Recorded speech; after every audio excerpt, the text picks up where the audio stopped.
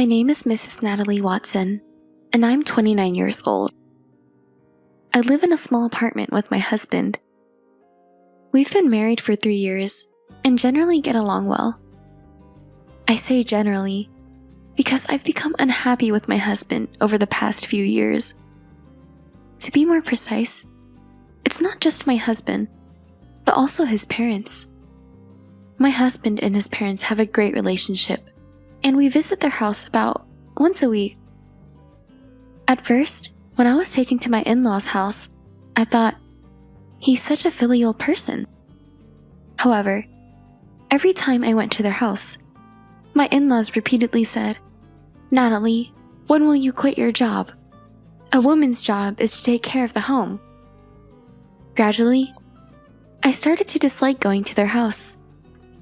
I enjoy my current job and want to keep working as long as I can. I told my husband this before we got married.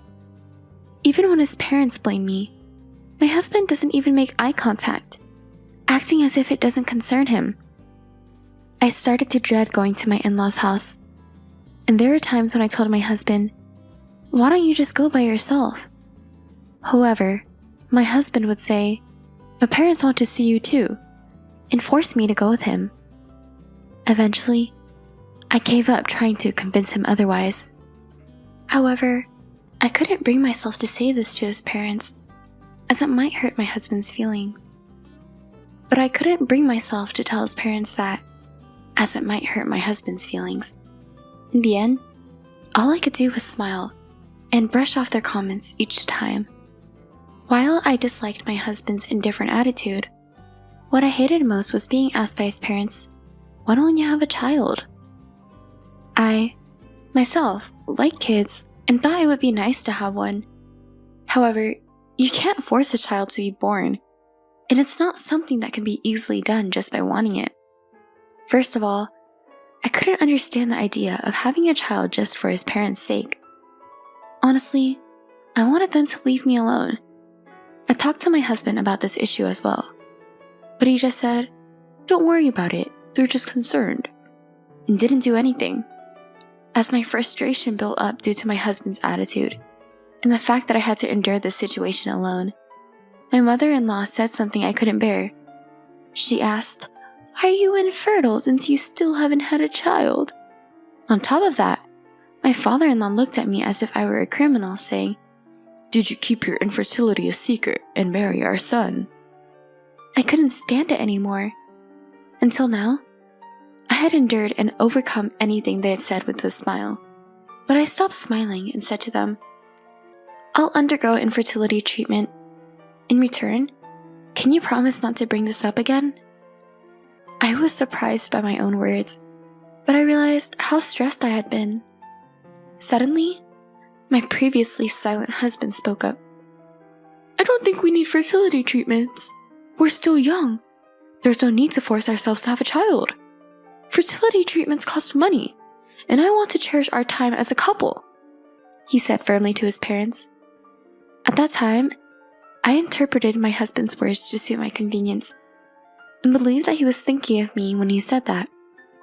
On a certain weekday, I took paid leave and headed to the gynecologist. The concern of being nagged by his parents about having a child had decreased, but I wanted to be sure if I was really infertile. At first, I thought of asking my husband, but he became moody whenever I tried to talk about infertility treatments. So I decided to take the exam by myself.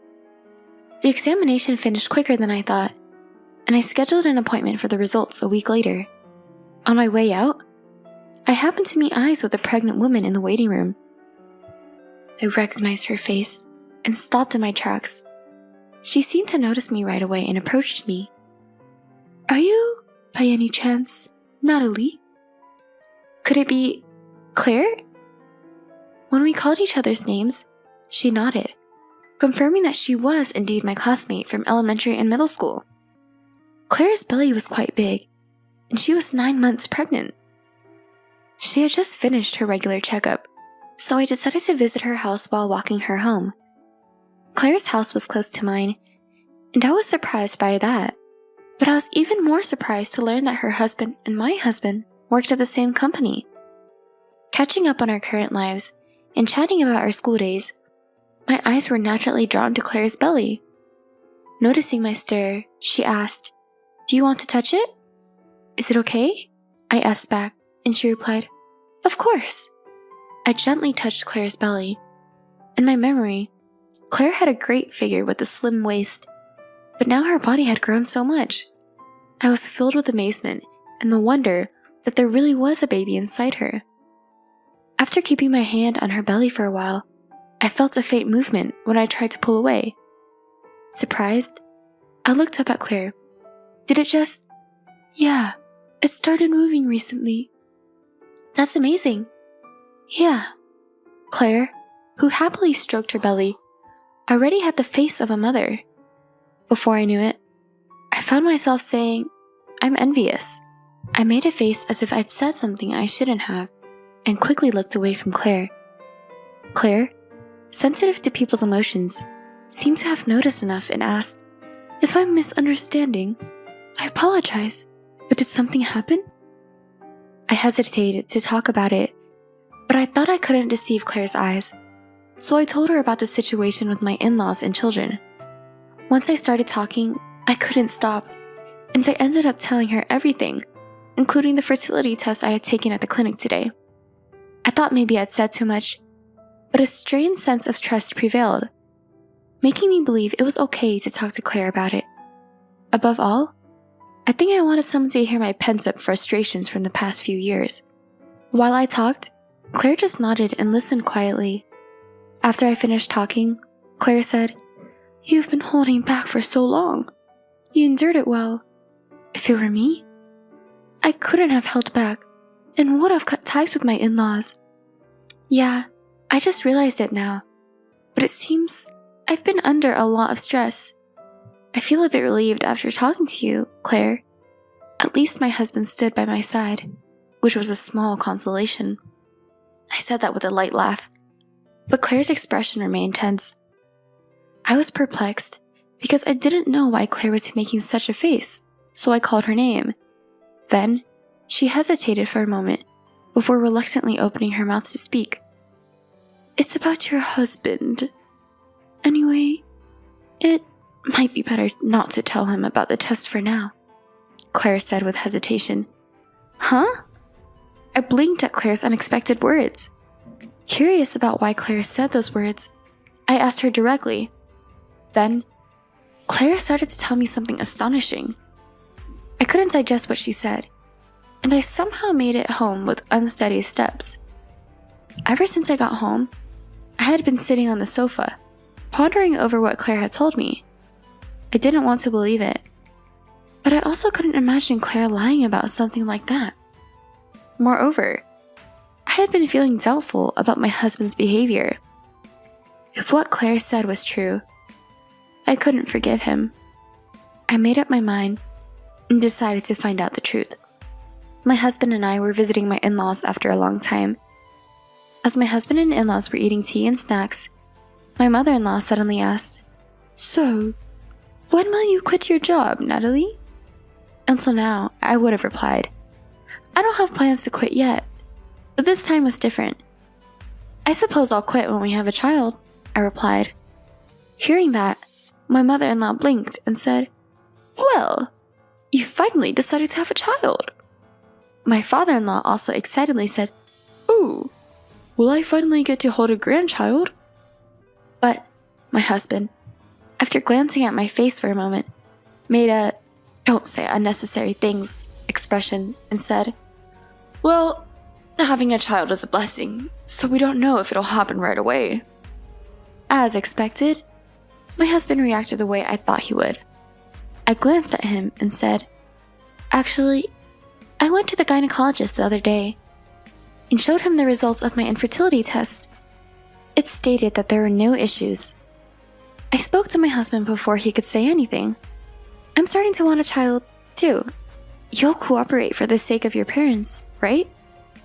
My husband looked back and forth between the test results and my face, then turned bright red and yelled, "I'm not taking any infertility treatments. I won't get tested either."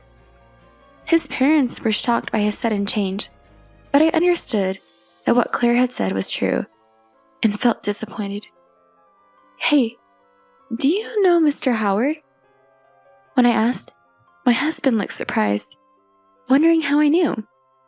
I decided to tell him without waiting for his response. "His wife is my friend.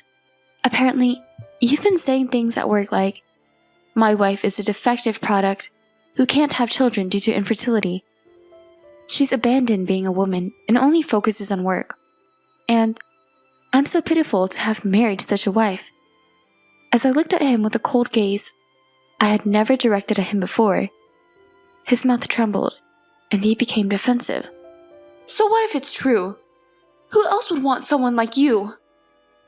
Watching my furious husband, I felt my feelings for him cooling down. Rather, I started to wonder what I ever saw in a man like this. Calmly, I pointed at the test results on the table and said, "I just proved there's no problem with me, right?" While my husband stayed silent, I brought up something that had been bothering me in the back of my mind. "Could it be that you're the one with issues? Is that why you've been stubbornly refusing infertility treatments and testing?" That's when my mother-in-law, who had been silent, chimed in. "There's no way that's true. There's no way there's a problem with my son. If there's a problem, it's with you." With her face turning red, she grabbed the test results on the table and said, "These must be fake," and tore them up. My husband looked surprised at his mother's actions, but then he agreed. "Yeah, that's right. There's no way I have a problem." He and his parents started to blame me. Realizing there was no point in continuing the conversation, I slammed the prepared divorce papers on the table. "Then please divorce me. And why don't you find a much better wife than someone like me?" With that, my husband said, "Yeah, that's right. I'll find a much better wife than you," and angrily filled out the divorce papers. His parents didn't try to stop him. As I emotionlessly watched the divorce papers being filled out, I felt a sense of joy at severing ties with the 3 people in front of me. Once he finished, I quickly snatched the papers, said, "Well then, goodbye," and hurried out of my in-laws' house. I thought I heard a voice behind me, but it must have been my imagination. I headed straight to the city hall and quickly submitted the divorce papers. A few days later, I quickly moved out of the apartment we had been living in together and moved into my company dormitory. Since I was the only one who had signed the lease for the apartment and had already prepared for this day, the move went smoothly. By the way, I packed my husband's belongings in cardboard boxes and sent them to his parents' house with cash on delivery.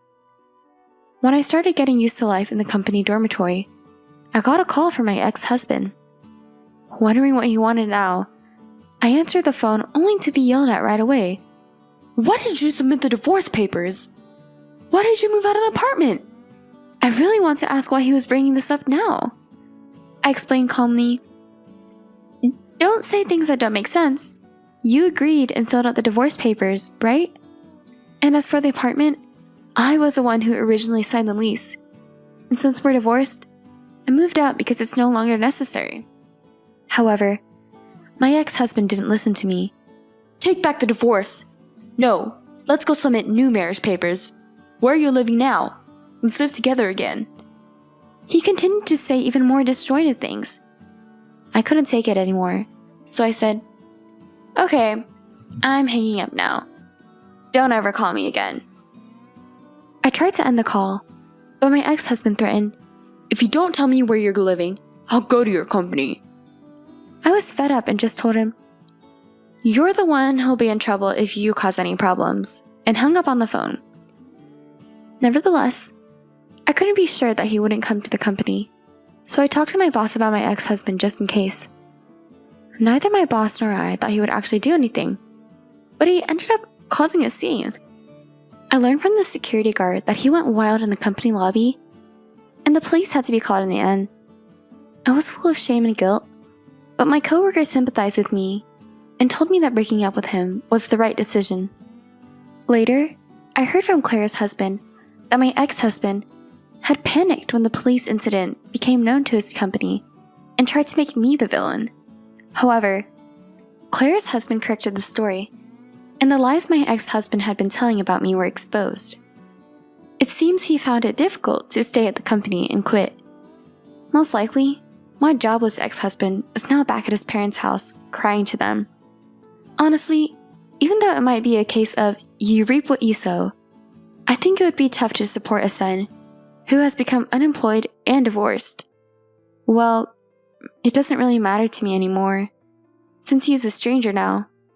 Since then, I've been free from unnecessary stress and spending my days focused on work.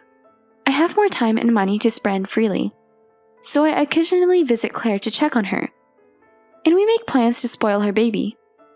She sometimes finds this amusing and shakes her head at me. As for getting remarried myself, I don't have the luxury to think about it just yet, but I do hope that someday I can have a happy family of my own.